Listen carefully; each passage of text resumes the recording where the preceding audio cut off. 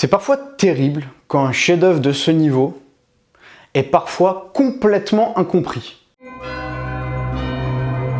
Salutations distinguées. Alors ne regardez surtout pas cette vidéo, mais vraiment surtout pas cette vidéo, si vous n'avez pas vu le manga, l'animé, de l'Attaque des Titans, Shingeki no Kyojin, etc.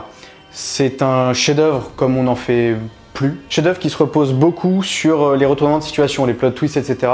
Ce serait vraiment dommage de vous spoiler ça avec cette vidéo. Bon, alors maintenant j'estime qu'on a tous vu l'animé dans son ensemble, fin comprise. Alors en effet, cette fin peut sembler un peu tiède par rapport à l'ensemble de l'œuvre. Là, d'un seul coup, on voit débarquer des notions de pouvoir de l'amitié, pouvoir de l'amour, qui perdent un petit peu et qui enlèvent un petit peu la maturité de la narration qui était présente jusqu'ici. Je pense personnellement qu'en réalité, cette fin est beaucoup plus subtile que ça. Et on va analyser ça de toute façon point par point. Je pense que c'est nécessaire parce que j'ai vu pas mal de trucs à droite à gauche avec certaines personnes qui ont eu pour interprétation que SNK était une histoire d'amour. Parce qu'il y a eu 2 phrases en 4 saisons sur le sujet. Alors, je sais pas à quel point c'était pas le thème, genre c'était vraiment pas le thème. Ça, il n'y a pas d'hésitation. Si un de tes potes vient te voir et te dit « Salut, je cherche une histoire d'amour » et que tu lui recommandes SNK, déjà tu es un très mauvais ami, et il va très rapidement être déçu. Déjà, notons bien sûr que cette fin est totalement nihiliste, qu'on soit très clair là-dessus. Tous ces morts, tous ces sacrifices, tous ces plans, tous ces combats, toutes ces souffrances, tout ça n'a servi absolument à rien. À part sur une très courte temporalité, quasi négligeable. Tant qu'il y a de la vie, il y aura de la guerre. L'injustice des uns sera la justice des autres. Même si Eren avait détruit 100% de ce qu'il y a en dehors de l'île, on voit déjà qu'il y a la guerre au sein même de leur petite île, avec la guerre civile pro-Jäger, etc. Et avec le 80% d'extermination qu'il a fait, ça gagne du temps, mais c'est tout. Négligeable. Le cycle de guerre finit par reprendre, et même Paradis finit par être détruite à coups de missiles. Cette notion de cycle éternel et instoppable est appuyée par la dernière image de la scène du générique de fin, où un garçon random trouve un arbre similaire à celui qu'on voit au début dans lequel il trouve les pouvoirs des titans, le pouvoir d'Ymir, qui reboucle donc avec bien sûr le début du manga. Pour moi, cette image est là pour appuyer cette notion de cycle instoppable. On se bat contre quelque chose d'absolu, la nature humaine, la nature de la vie. Les titans ne sont qu'un énième prétexte complètement facultatif. Comme le dit Armin, sans se comprendre, tous sans exception, le cycle de tuerie continuera éternellement. Seulement, personne ne veut prendre le temps de se comprendre. Cette fin un peu tiède semble voulue pour nous faire douter, nous la faire penser. Ceci couplé à un auteur sous pression pour sa fin, qui cherche notamment à ne pas finir par glorifier une extermination de masse. Et également, et c'est le point sur lequel je vais le plus m'attarder parce qu'en effet celui-ci amène à débat, pour beaucoup cette fin est une fin altruiste de la part d'Eren.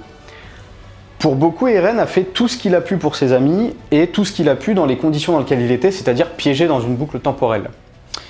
Je pense que c'est loin d'être aussi simple que ça. Pour expliquer tout ça, on va rentrer dans le vif du sujet et parler immédiatement de la boucle temporelle. Ça, évidemment, c'est la partie la plus touchy et on doit accepter un côté nécessairement irrationnel par essence. Parce que, petit 1, Eren du futur doit exister pour que le passé se déroule de la manière exacte permettant la fin. Deuxièmement, Eren du passé doit parvenir à devenir Eren du futur pour permettre à Eren du futur d'agir sur le passé. Vous l'avez compris, ces propositions s'opposent totalement.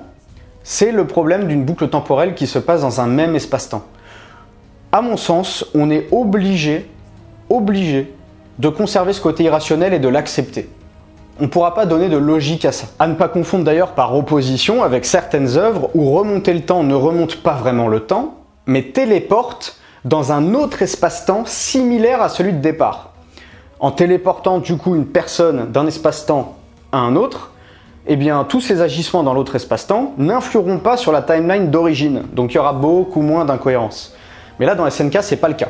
Dans SNK, quand le personnage remonte ou voyage dans le temps, il agit sur la même ligne.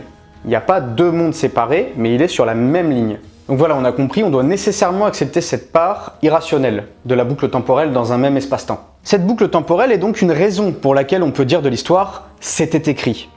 Mais il y a une autre raison cruciale à ça, c'est la volonté d'Eren. Eren veut plus que tout aplatir le monde, car c'est sa notion de liberté absolue. Pour lui, c'est ainsi qu'il pourra vivre un instant de véritable liberté. C'est son obsession. C'est en ça qu'il ne peut pas changer les événements même en les connaissant. Non pas parce que c'est écrit, mais parce que sa volonté l'y emmène, parce que lui-même veut respecter tout le cahier des charges qu'il a vu dans ses souvenirs du futur.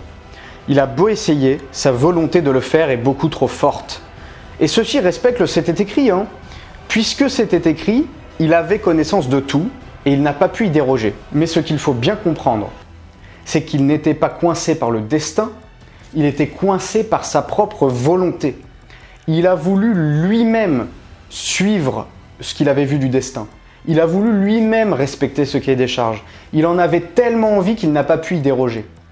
Il était donc non pas coincé par le destin, mais coincé par sa propre volonté. Ce qui philosophiquement fait que il était également coincé par le destin. Parce que sa volonté, son envie, son ambition l'empêche finalement d'y déroger. Maintenant, on va revenir sur un point un petit peu complexe. On va essayer d'expliciter comment Eren a vu le futur. Eren du passé voit les souvenirs du présent d'Eren du futur à travers la mémoire de son père dans le passé. On refait. Eren du futur envoie ses souvenirs de son présent à lui. Il envoie ces souvenirs-là à Grisha, le père d'Eren. Quand Eren va embrasser la main d'Historia, il va lire les souvenirs dans le passé, donc il va lire les souvenirs de son père, seulement son père aura récupéré les souvenirs du futur d'Eren. Ainsi, Eren, en lisant le passé, lit le futur. Maintenant, on voit également que Grisha voit des choses qui se passent après le moment où Eren du futur les lui transmet. On peut alors en conclure que le Eren qui est encore plus loin dans le futur transmet en continu les éléments à Eren depuis qu'il a embrassé la main d'Historia, permettant ainsi à Eren de montrer à Grisha des souvenirs encore plus lointains qui les transmet alors à Eren du passé. En d'autres termes, soyons très clairs là-dessus, Eren a absolument tout vu. À partir du moment où il embrasse la main d'Historia, peut-être qu'il récupère encore des informations d'Eren du futur par la suite. Et à partir de ce moment-là, Eren a tout vu. Venons-en maintenant à la fameuse théorie qui m'intéresse. C'est la fameuse théorie Eren a fait ça par altruisme, pour ses amis, pour son île. Théorie qui est selon moi totalement surcotée et biaisée. Eren dit ça à ses potes quand il est sur la verge de la mort. Il est humain, il a peur. Mais si on regarde attentivement en détail les scènes où il explique ses raisons, la raison principale est un égoïsme pur. Il en a envie, c'est tout. Une envie absolue. On le voit notamment dans la scène incroyable où il parle à Ramsay, où malgré sa propre culpabilité dévastatrice, il ne peut que s'excuser platement à Ramsay parce que quoi qu'il arrive, il va le faire. Son envie égoïste de liberté va au-delà de sa culpabilité. Il n'arrive pas à s'en empêcher, il n'y arrive absolument pas. Quand il s'adresse à Ramsay, il parle d'ailleurs de sauver Eldia et ses amis. Mais si vous regardez bien, il en parle en intro, vite fait, comme pour le placer quelque part. Et par contre, il insiste démesurément sur sa déception de l'existence d'humains au-delà des murs. Ramsay, il faut le rappeler, est un personnage qui n'a aucun lien avec Eren, et qui ne parle même pas sa langue. Il est donc entièrement neutre. Quand Eren lui parle, il est alors parfaitement honnête. Il s'agit d'une confession au sens strict du terme. Ramsay représente tout le monde et personne à la fois. L'ambition d'Eren ne peut changer, car même son émotion intense ne lui fait remettre en question sa décision. Il est désolé parce que oui, il va le faire, et Ramsay finira injustement comme les autres. Et d'ailleurs, son intention ultime est même précisée noir sur blanc dans son échange avec Armin. Armin lui dit « Tu as fait tout ça pour nous ?» Eren répond « Non, pas tout à fait. Je voulais araser le monde, voir cet horizon. » Et c'est toujours le dernier point qu'il cite, comme pour lui donner à chaque fois plus de poids, comme la véritable intention qu'on ne révèle qu'après avoir tenté de l'atténuer par d'autres intentions plus nobles. Après, même sans faire de gymnastique mentale, le déroulé du manga est très clair sur les intentions d'Eren. Hein. Voilà, non, parce qu'il faut rappeler que pour son rêve, il a quand même lui-même envoyé le titan souriant tuer sa propre mère, se traumatisant lui-même à vie au passage, il s'est fait manger son propre père, pour atteindre son rêve, il a techniquement fait mourir plein de ses potes pour son but, notamment quand on sait qu'il avait un pouvoir quasi absolu sur tous les événements du manga. L'intention complètement égoïste est assez claire tout du long. En gros, les mecs ont envoyé un titan casser le mur, et Eren, lui, il envoie les murs. Et notamment dans cette vidéo, je vais vous présenter ma théorie que j'ai un petit peu creusée. Vous me direz ce que vous en pensez en commentaire. Le fameux choix de Mikasa est cité parce que Eren du futur ne transmettrait pas le souvenir du moment final, moment où Mikasa tue Eren. Ce moment est déterminant. Comment l'originel sera arrêté? Même si Eren sait que l'originel sera stoppé et qu'il va mourir, il indique qu'il ne sait pas si c'est par Mikasa ou autrement. Eren du passé ne peut voir que les souvenirs que Eren du futur lui transmet. Et ce moment final ne lui est apparemment pas transmis. Moment où Mikasa le décapite, on parle toujours. À mon sens, c'est pas le plus important. C'est l'auteur qui veut se rattraper parce qu'il n'a pas assez développé Mikasa et il veut la finir avec un moment où elle a la force elle-même de vaincre son obsession.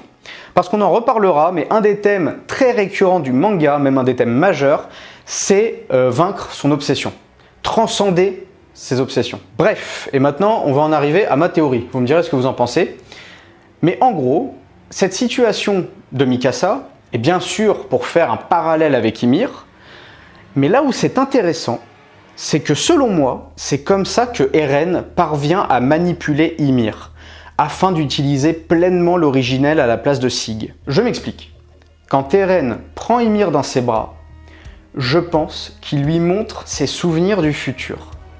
Et qu'il lui montre qu'il y aura peut-être l'opportunité pour Ymir de voir Mikasa accomplir ce qu'Ymir n'a pas été capable de faire il y a 2000 ans, c'est-à-dire se libérer de son obsession pour le roi. Je pense qu'il lui montre l'opportunité de voir Mikasa vaincre son obsession sentimentale, ce qu'Ymir n'arrive pas à faire depuis 2000 ans et qu'il a réduite mentalement en esclavage. Il ne lui montre pas ce que Mikasa va faire, mais lui montre qu'il y a une forte probabilité qu'elle le fasse, ce qui fait que Ymir lui cède ses pouvoirs. Car Ymir a besoin de voir quelqu'un faire ça pour y parvenir mentalement à son tour et mettre fin à tout le bordel des géants tout nus. Pour déterminer ça, je me base sur un élément. La tête que fait Ymir au moment où Eren la prend dans ses bras est exactement la tête que fait Eren au moment où il embrasse la main d'Historia et qu'il voit son propre futur.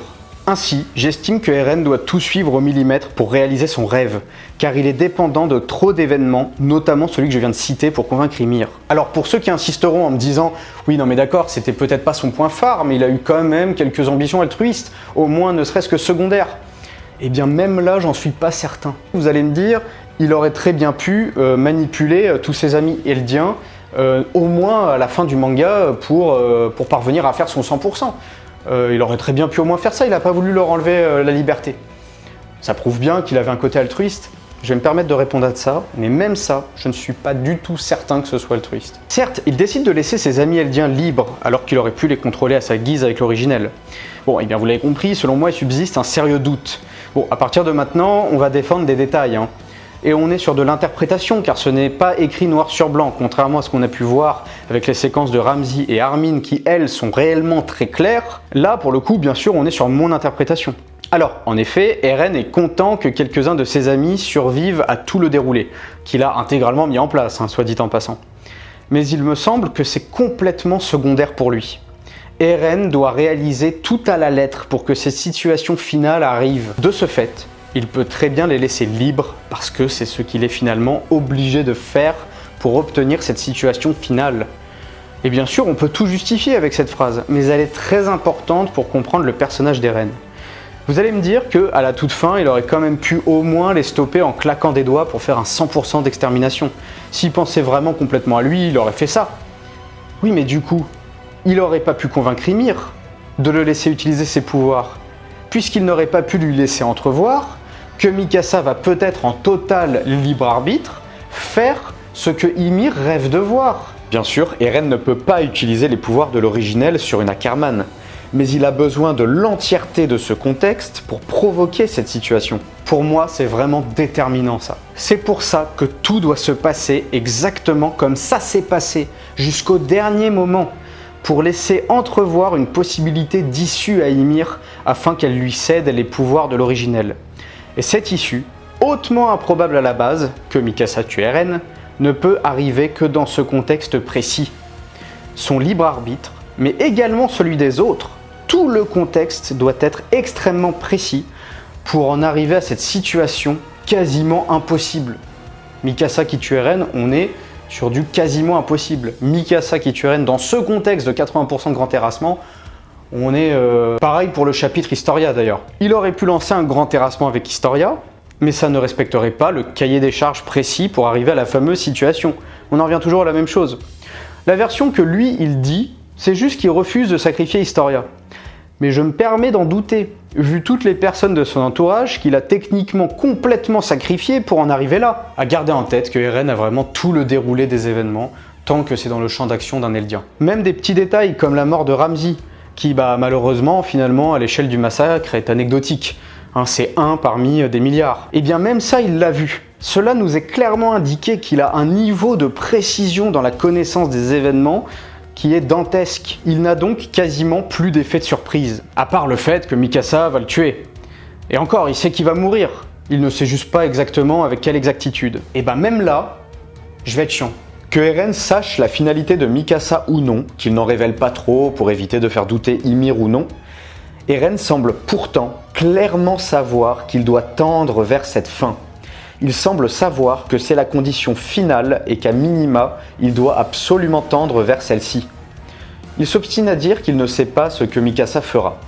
Mais Eren semble se douter de cette condition primordiale et le fait que Ymir lui cède ses pouvoirs prouve qu'on va dans ce sens. Il ne peut pas utiliser directement les pouvoirs de l'originel sur une Ackerman, mais on voit bien qu'il se doute que ce moment est la clé dans la persuasion d'Ymir et qu'il essaie de manipuler Mikasa en ce sens à travers des moyens plus traditionnels. Les éléments qui peuvent nous laisser penser ça sont...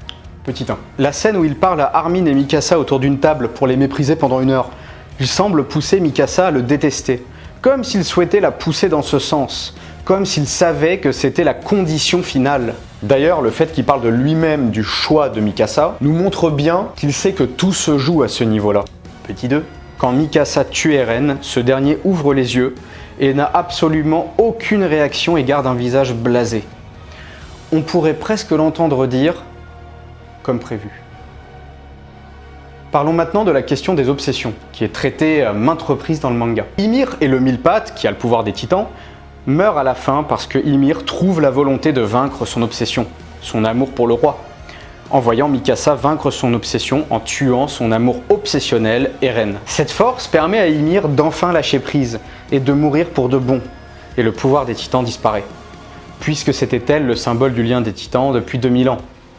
Ymir décide de mourir, ça fait 2000 ans qu'elle est morte, mais étant la toute première originelle, elle peut garder sa conscience dans l'axe. Si on regarde bien d'ailleurs, tous les Eldiens subsistent un petit peu dans l'axe, on les aperçoit de temps en temps. Mais quand Ymir cède, le socle cède. Mais au-delà de cette libération d'obsession, il y en a plein d'autres dans le manga. Il y en a eu plein. On va en citer quelques-uns. Levi choisit de laisser mourir Erwin. Armin renonce à se battre pour voir un horizon épuré et s'oppose à Eren. Kenny renonce à atteindre le pouvoir et consent à laisser mourir Uri. Erwin renonce à assister à la découverte ou confirmation de la vérité de ce monde et accepte la mort. Ymir renonce à son amour pour le roi Fritz. Mikasa choisit de tuer Eren, l'auteur renonce à faire une fin parfaite. Petite blague, j'ai pas pu m'en empêcher, je suis désolé, j'ai pas... Pour moi, ce que l'auteur cherche à nous dire, c'est que la libération de notre esclavage auto-infligé ne passe jamais par la réalisation de notre désir le plus profond. Cela nous maintient simplement ivres. Il s'agit plutôt de transcender ce désir, de l'abandonner. Mais renoncer à son obsession, c'est le cas pour Eren également. Son désir de liberté absolue lui demande de renoncer à sa liberté stricte. Il doit suivre à la lettre un cahier des charges. Il s'enchaîne à son rêve de liberté pour qu'il se réalise, bloquant ainsi sa liberté au sens strict, puisqu'il n'est plus libre d'agir. Malgré son pouvoir absolu sur les événements, il doit finalement devenir esclave de son rêve en s'enchaînant aux consignes à la lettre. Eren est complètement bloqué par ces consignes. Il veut les suivre, c'est ça qu'il veut, il choisit de les suivre. C'est son choix, mais une fois qu'il a choisi cette liberté, de faire le grand terrassement, etc., mais du coup de suivre les consignes qui mènent à ça, et en faisant ce choix, techniquement, il n'a plus de liberté stricte. Parce qu'il est plus libre de se mouvoir comme il l'entend. Il est obligé de tout respecter au millimètre. C'est ça qu'il dit quand il évoque le fait qu'il est esclave de la liberté. On peut bien sûr faire un parallèle avec ce que peut ressentir un auteur. Ici, Eren est quasiment l'auteur de SNK. Avec libre arbitre, il a tout écrit. Et de fait, ça le rend esclave en opposition au libre arbitre. Et puis bien sûr, comme on l'a vu, cette notion de cycle qui est omniprésente constamment dans ce manga, est intéressante aussi du fait que le dernier épisode reboucle avec le premier.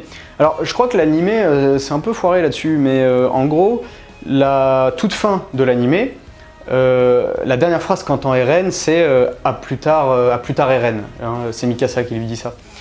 Et bien en réalité, il l'entend dans le tout premier épisode. Je crois que l'animé s'est un peu planté là-dessus, mais dans le manga, c'est bien ce qu'il entend.